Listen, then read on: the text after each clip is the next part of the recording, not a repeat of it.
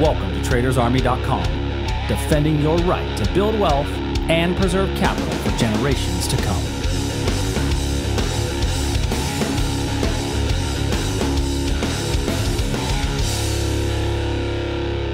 Good morning, everybody, and welcome to the Tuesday morning edition of the Daily Market Commentary. I am your host, Chuck Fulkerson. Hope everybody had a great trading day yesterday as we had some pretty good market movement. So we're going to talk a little bit about that and, as they say, unpack it. For those of you new to the channel, click that subscribe button down below so that you get the updates as they become available. So let's go ahead and dive right in.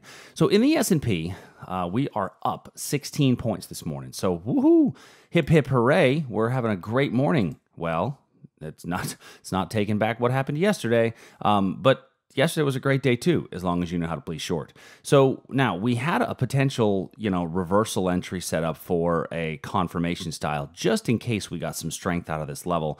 This is why we use confirmation entries. There was no reason to get long on this level, but yesterday in the video, we did talk about how if you were so inclined, you could get short below here on a breakdown. And I got a lot of messages from people that said that they did take that short. And if you did take that short down, you're doing great, feeling good about it. And if you didn't, that's okay. More trades will come. But the big picture, when I go and slide over to my big picture, we've now put. I was not sold on the validity of this upward move, and yesterday really kind of confirmed that, right? We're starting to get a little bit more weakness showing up. And so I think that there's a better opportunity for selling if price does indeed rally a little bit later today. So for now, I'm going to put a potential reversal opportunity in play, and that potential reversal opportunity would be up in here. Now, problem is this is a fairly wide zone, and so you've got a lot of room here, and a lot of people would say, well, I'll go down and trade the 15-minute chart or the 5-minute chart because I want to take less risk. I would caution you against that. And I would say that this is really the zone. This is the area. And if this zone is too wide for your risk tolerance, go down and do options instead of trading the equity. Or rather the futures market, because the options are going to give you a little bit less exposure. Now, you won't make as much, but you've got less exposure to the opportunity. One of the things that's most frustrating to me is when I hear about traders that get over leveraged because they're taking futures trades when they probably should be a little bit less leveraged and maybe taking the options trade or even an equity trade. And don't over leverage yourself in a position that's too wide. Go down to a different asset class. Now, the other side of that coin is that we are chopping sideways here, and that sideways chop does lead me to believe that if we get below the Globex low, that we could get a bit of a breakdown. And if we get a bit of a breakdown, I think there's room for it to keep falling. Now, there's a little bit of demand here, a little bit of support, but that was really at 7 o'clock, 8 o'clock at night. It's really a weak area. And so I'm okay with either one of those setups for today. What I am, if you're so inclined, you can take the ride up to 27.69 if you think that we're going to get to that point. I think that that's, asking a bit much. I don't think I'm going to look for the long in there. Now, in the NQ, I've said this on a number of occasions for those of you that are regulars to watching the daily market commentary and also to the live trading rooms. The shape that I like to see in trading is this shape in a downward price action. I want to see this move with this. Now we have this move with this, right? So this would be where I would anticipate some sort of reversal because our next move down would be this, right? In a logical trend direction, that's really the progression that we see, right? Now, sometimes you get some chop in there, but ultimately, and some are deeper than others, but that's what we see until we start to get some higher ones. And then we see we see the same the same shape, right? It's just slightly different. So ultimately what I'm looking for is where is that rally going to come back around? And when I'm looking here at the NQ, there's this little tiny area here. We call this a wick over wick. This would be a wick over wick level. And that little itty bitty wick over wick I think could serve as a decent entry point. So I'm going to put this one in play right now. And this is one that I would look at very hard for today if we do come into here. Now, I don't like the fact that we're basing in front of it. So that tells me that I might want to be a little bit more judicious in my entry type, and I may do a confirmation style entry, especially if we continue to base in front of it. But to me, this becomes a really good entry opportunity. And it's not that wide, right? This one's not as wide, 17 points or so. And once again, if it's too wide, what do? I don't go down to the 5-minute chart and try to pick the level. I stick to the time frame that I have, and I go to the options trade in lieu of the equities position. Okay. Now we've got another wick over wick level up here, and frankly, if this one fails, you may get another bite at the apple with this one up here. So just keep an eye on either one of those. I'm going to remove that one off for now, but this is a little bit more aggressive of an entry, but it does serve as one to look at for getting started. Next, let's look at crude oil.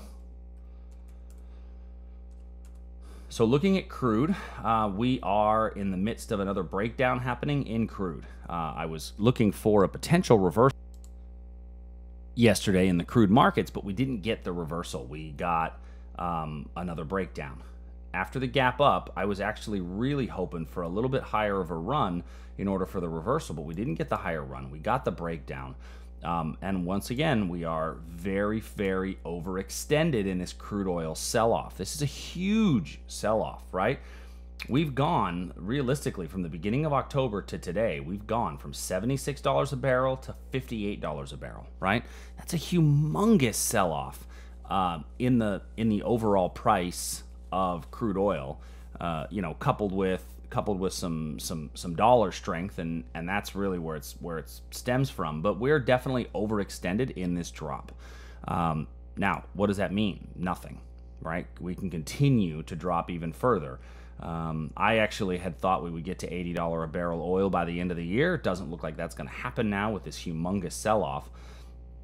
And I've got a level way the heck down here that we identified, months ago, as a potential, really good reversal point. But that would be erasing an entire year's of gain if we make it back down to here, right? We would have, this is a weekly chart. Essentially in 1, 2, 3, 4, 5, 6 weeks, we've given up every gain since the beginning of the year. Remember the phrase, markets take the stairs up and the elevator down. This is definitely the stairs up and the elevator down.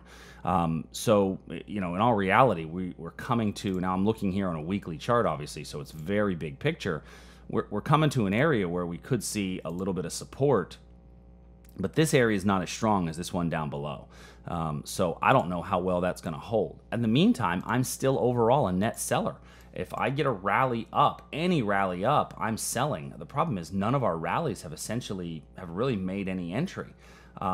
As price has come back higher, so it's hard to really time another entry point and get back in.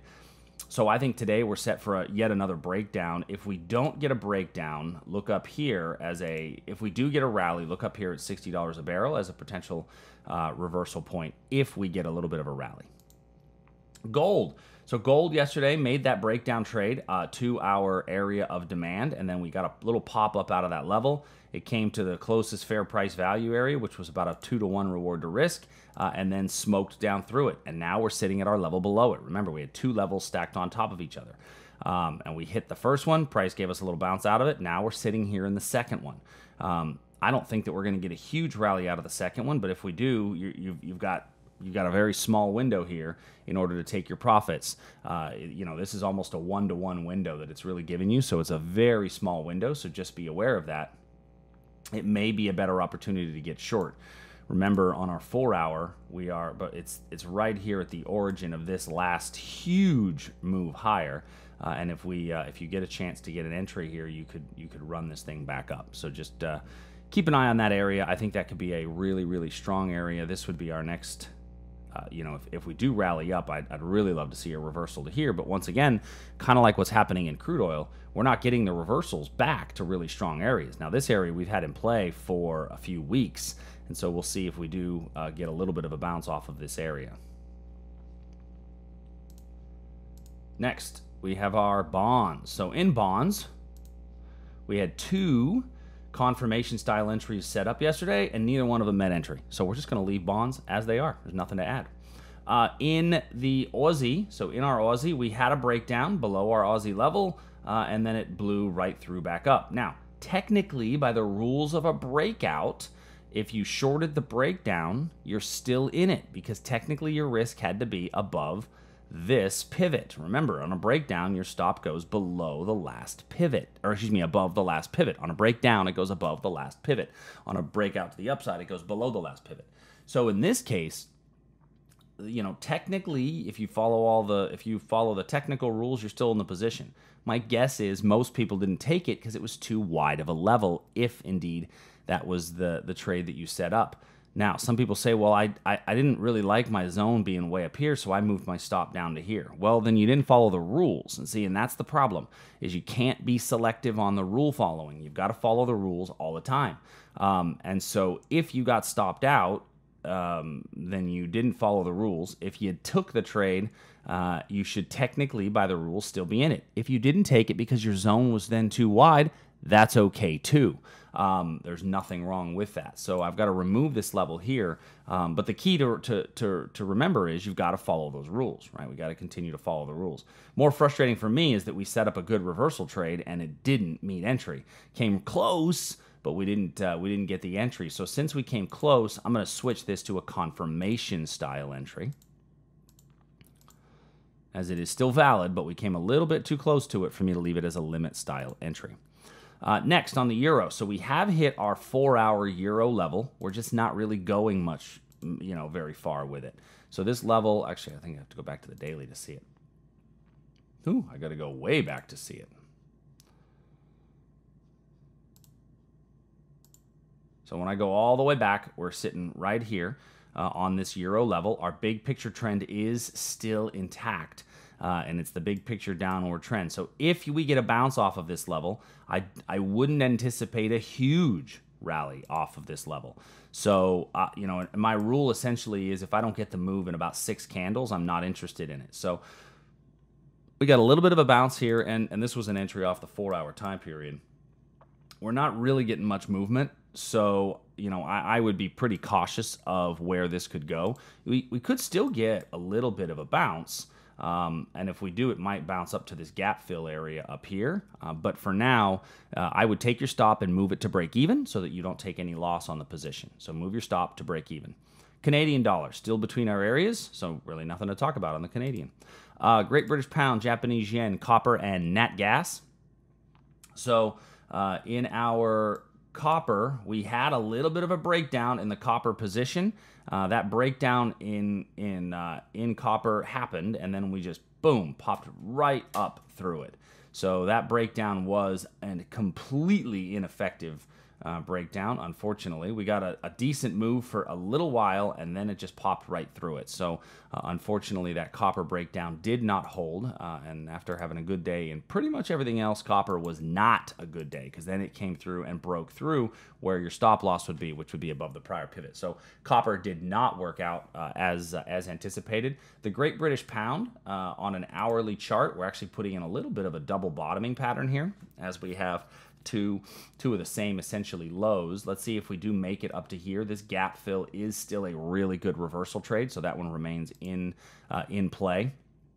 Japanese yen, we're seeing a little bit more, downside, a little bit more support here on the bottom. Let's see if that gets us a rally back up in here as well. Those are my higher probability areas. And the nat gas has just been off to the races. Unable to find any true pullback opportunities in nat gas, and frankly, none of these were good breakout trading opportunities either. I guess technically this one would have been a decent opportunity to get long on a breakout above here, but then again, hindsight is always perfect when you're looking at it in the past.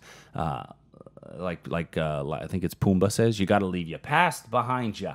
because that was the breakout. Now we have a good reversal if it comes back to here, but so far I've really not had a reason to get in on this thing yet, and I'm not just going to chase willy-nilly. I'm going to wait for my rules and tell me, where's the pullback. So don't have what we call FOMO, right? Fear of missing out. Allow the trade to come to you and follow the rules. So today, I think we may get a little bit more of a rally, something else to pop us a bit higher, but I think that any rallies are just going to put us into another selling opportunity, because right now that's really what the markets are telling us to be, is overall net sellers. So if you've got questions, please send me an email, support@tradersarmy.com. Until tomorrow, everybody, I hope you guys have an awesome trading day, and I will see you soon.